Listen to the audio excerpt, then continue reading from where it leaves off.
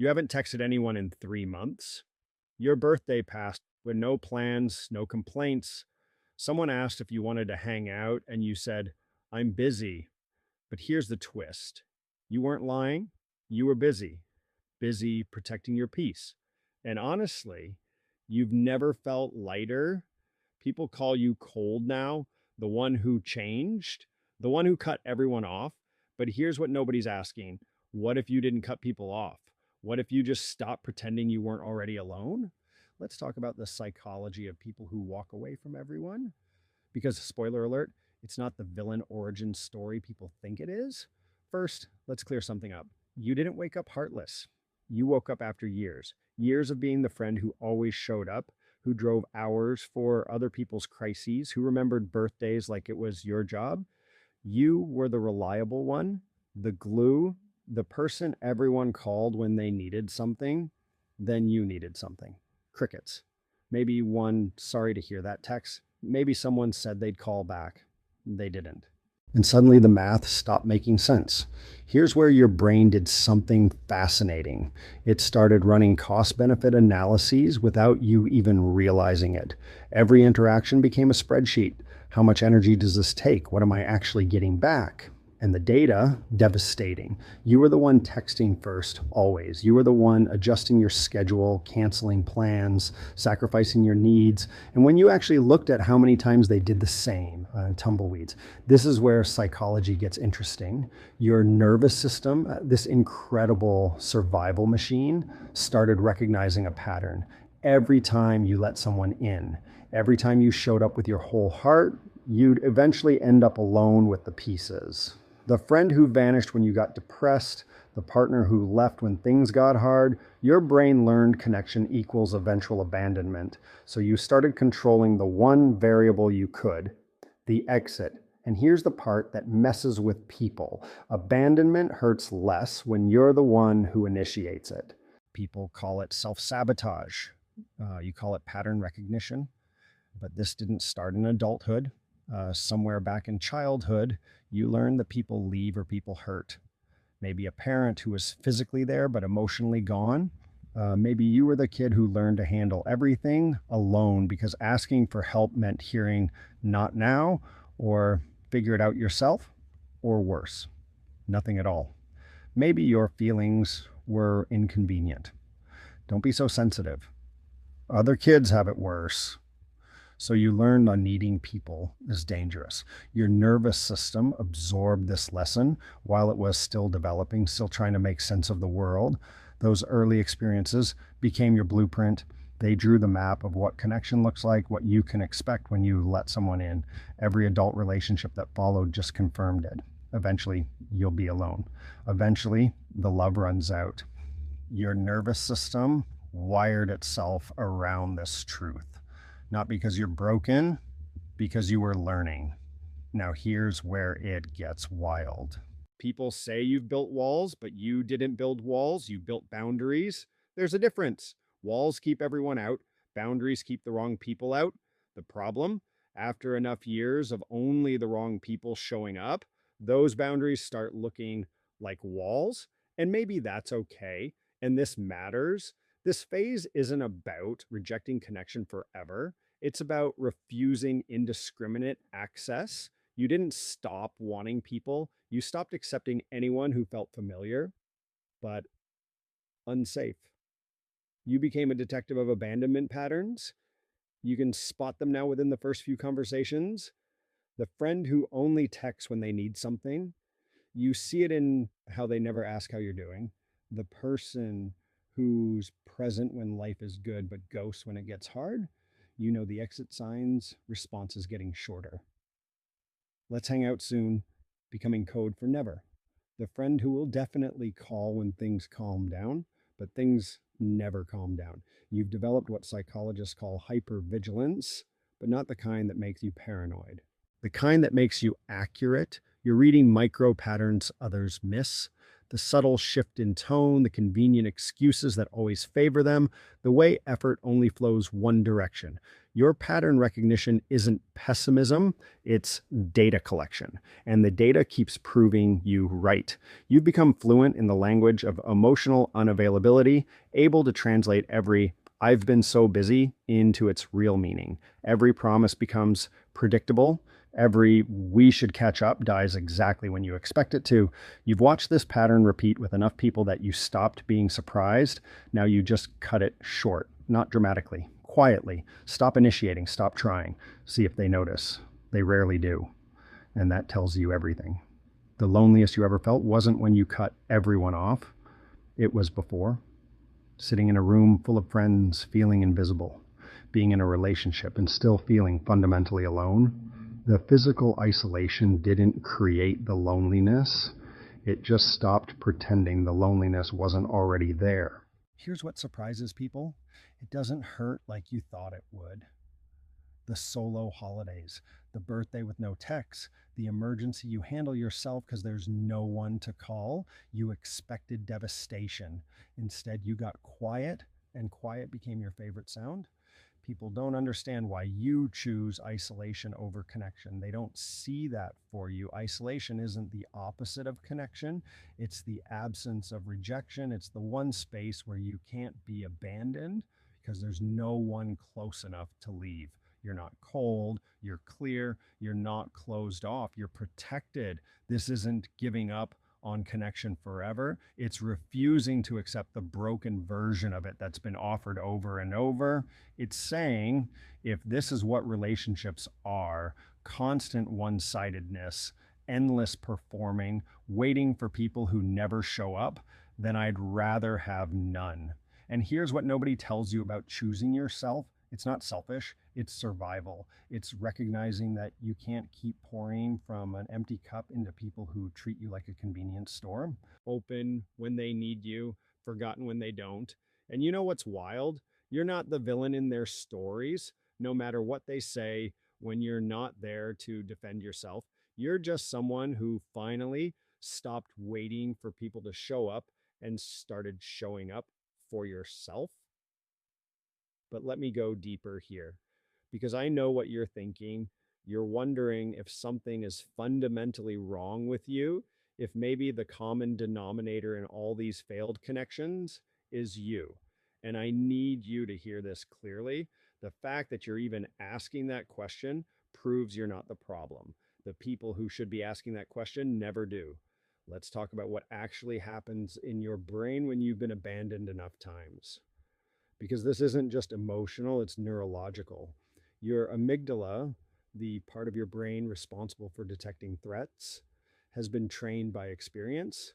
Every time someone left, every time someone chose something or someone else over you, every time you reached out and got nothing back, your amygdala logged it. Threat detected, pattern recognized, avoid in future. This is called conditioned fear response, and it's not a choice. It's your brain doing exactly what it's designed to do: protect you from pain you've already experienced. The problem is, your brain can't distinguish between the person who hurt you 5 years ago and the new person who might be different. It just sees the pattern: someone getting close, someone having access, danger. So when you pull away from people before they can hurt you, you're not being dramatic. You're being neurologically consistent. Your brain is following the map it drew based on real experiences, real pain, real abandonment. You didn't make this up, you lived it. There's a concept in psychology called learned helplessness. It happens when someone experiences repeated negative outcomes that they can't control.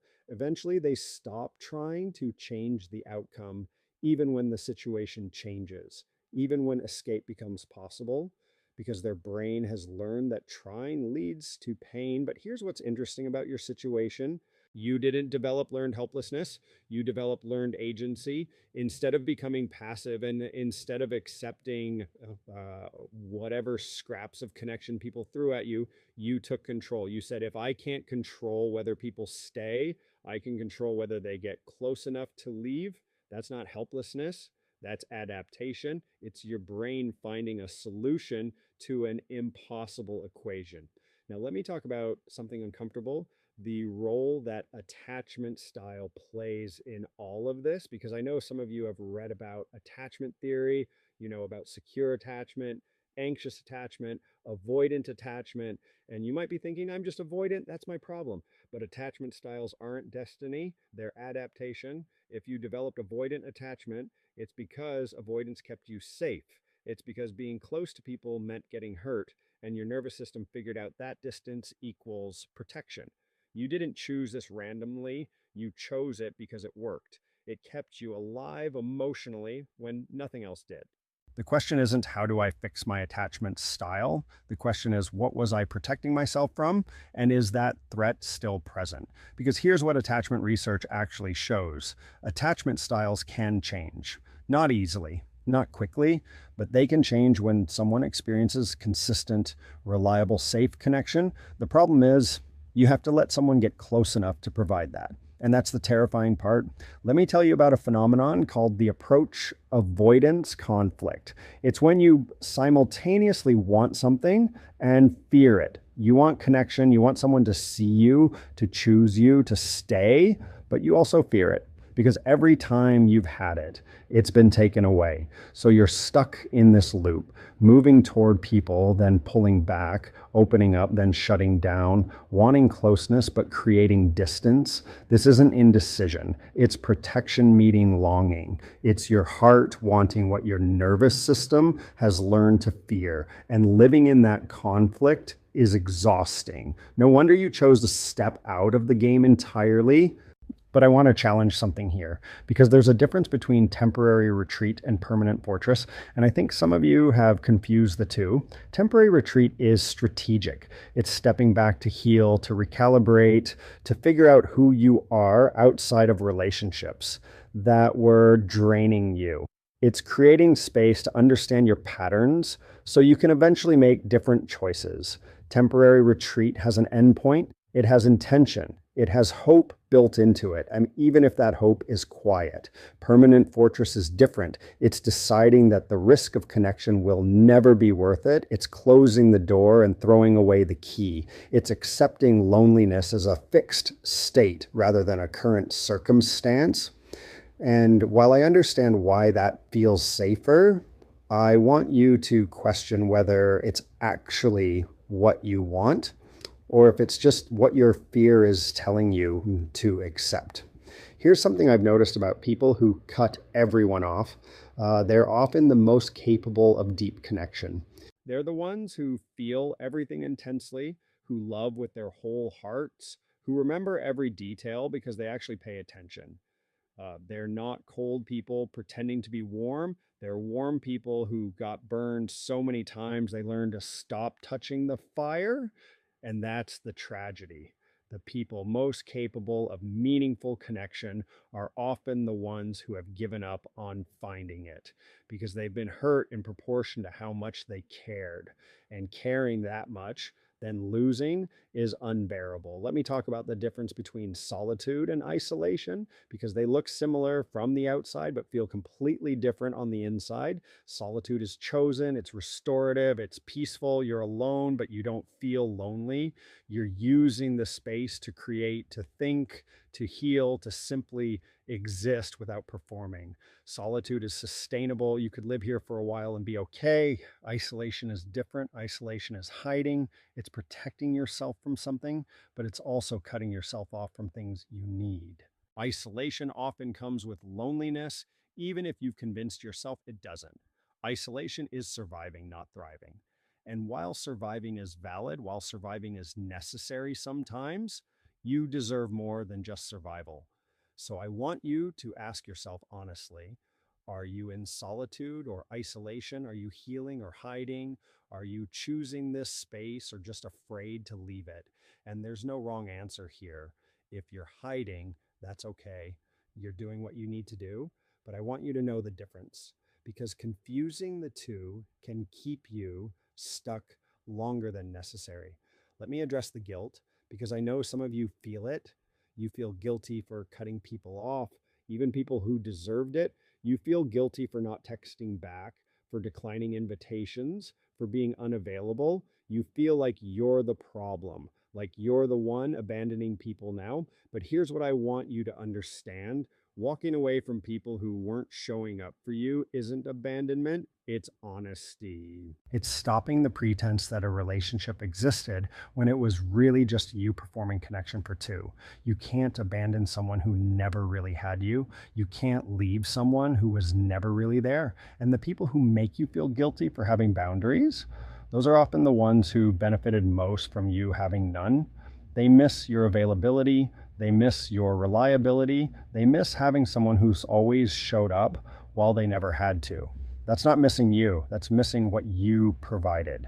Now let's talk about what happens next, because you can't stay in retreat forever. At some point, you'll have to make a choice. Either you stay behind the walls permanently or you start selectively letting people in again. If you choose to stay behind the walls, I won't judge you. Some people have been hurt so badly that protection is their priority for the rest of their lives, and that's a valid choice. But I want you to make it consciously, not by default. Know what you're choosing and why. If you choose to start letting people in again, it's going to require something difficult. It's going to require risk, not the reckless risk of your past, where you gave everyone access and hoped for the best. Calculated risk, informed risk, the kind of risk where you let someone prove themselves in small ways before you give them access to the bigger things. This is where boundaries become crucial. Not walls, boundaries. You need to know what you will and won't accept. What behaviors are automatic disqualifiers? What signs make someone safe versus unsafe? You need to trust your pattern recognition, but also leave room for people to be different from everyone who came before. Because here's the hard truth: if you judge everyone by the worst people you've known, you'll never let anyone in. But if you ignore your experience entirely, you'll keep attracting the same people. The balance is somewhere in the middle, learning from the past without being imprisoned by it. And let me give you something practical: a framework for evaluating new connections. Because I know some of you want to try again, but don't know how to do it safely. First, watch what they do when you're not useful to them, when you're not in crisis and they can't be the hero, when you have nothing to offer and they have nothing to gain. Do they still show up? Do they still reach out? Are you only valuable when you're serving a purpose? This is the first filter. Second, notice how they respond to your boundaries. When you say no, do they push? Do they guilt trip? Do they sulk and punish you with distance? Or do they accept it gracefully? Someone who respects your no is someone who sees you as a person, not a resource. This is critical data. Third, observe the balance of effort over time, not in a single week or month, but over several months. Are they initiating sometimes? Are they asking about your life without prompting? Are they remembering things you told them? Mutual effort isn't about keeping score, it's about observing patterns. Fourth, watch what happens when you show vulnerability. When you share something real, something that makes you look less perfect, how do they respond? Do they use it against you later? Do they minimize it? Do they one up it with their own problems? Or do they hold space for it? This tells you whether they're safe for the deeper parts of you. Fifth, notice how you feel after spending time with them, not during, after. Do you feel drained or energized? Do you feel seen or invisible? Do you feel better about yourself or worse? Your nervous system is giving you information. Listen to it. These filters won't guarantee you never get hurt again. Nothing can guarantee that, but they can help you make more informed choices. They can help you invest your energy in people who are more likely to reciprocate. I want to talk about something else: the identity you've built around being alone. Because for some of you, cutting everyone off became part of who you are. It became a point of pride. You're the one who doesn't need anyone, the one who can handle everything alone, the one who figured out the game and stopped playing. And that identity served you. It gave you stability when everything felt chaotic. It gave you control when you felt powerless. It gave you something to hold on to when the people you expected to hold you let go. But identities can become prisons. If being alone is who you are, then letting someone in threatens your entire sense of self. The protection becomes the cage. And at some point, you have to ask yourself if you're choosing solitude because it serves you or because you don't know who you'd be without it. You are not defined by your isolation. You are not your walls. You're a person who built walls because they needed them, but needs change. Circumstances change. You can be someone who needed protection then and needs connection now. Both things can be true. Let me tell you what I've observed in people who successfully move from isolation back into connection. They don't do it by suddenly trusting everyone, they do it by trusting themselves. They trust themselves to recognize red flags, they trust themselves to enforce boundaries, they trust themselves to walk away if something isn't serving them. They trust themselves to survive another disappointment if it comes. The shift isn't from distrust to trust, it's from external dependence to internal reliance. You stop needing other people to be perfect because you trust yourself to handle imperfection. You stop needing guarantees because you trust yourself to navigate uncertainty. The walls come down not because the world got safer, but because you got stronger. Now, I want to address something that might feel confrontational. Some of you are using your past hurt as permission to never try again. And while your hurt is valid, while every disappointment and abandonment was real, staying in that hurt forever is also a choice. At some point, the past becomes an excuse rather than an explanation. I say this not to minimize your pain, but to give you power. Because as long as everything is someone else's fault, you have no control. But the moment you acknowledge that you're choosing to stay behind the walls, you also acknowledge that you could choose differently. That's not blame, that's agency. And agency is the only thing that creates change. You're not responsible for what happened to you. You're not responsible for the people who left, who hurt you, who made you feel like you weren't enough. But you are responsible for what you do now. And that responsibility isn't a burden, it's a gift. It means you have power. It means the next chapter is yours to write. Let me end with this. The people who walk away from everyone aren't broken. They're often the most self aware people in the room. They've looked at their patterns, they've done the math, they've made a rational decision based on real evidence. They're not avoiding life, they're protecting what's left of it. But protection isn't the same as living. And at some point, you have to decide if safety is enough, if existing behind walls, unharmed but untouched, is the life you want, or if you're willing to risk again, knowing what you know, stronger than you were. You might find the same thing: more disappointing people, more one sided relationships, more evidence that your walls were justified. But you might find something different too.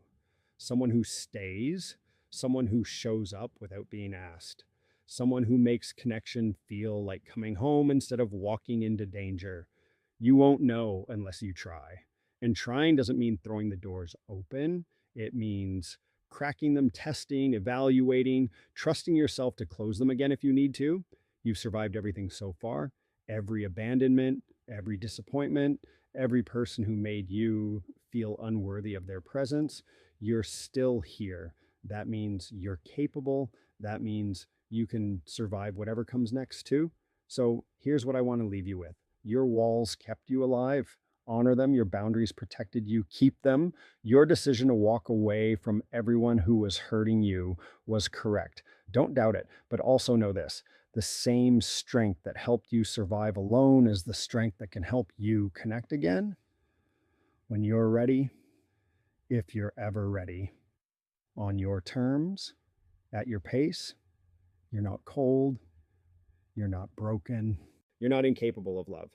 You're someone who was hurt so deeply that distance became the only medicine. And medicine isn't meant to be taken forever. Eventually, you heal enough to stop needing it. Maybe not today, maybe not this year, but eventually. And when that day comes, when you're ready to let someone pass the walls, you'll be choosing from a place of wholeness instead of desperation. You'll be selecting someone worthy instead of accepting whoever shows up.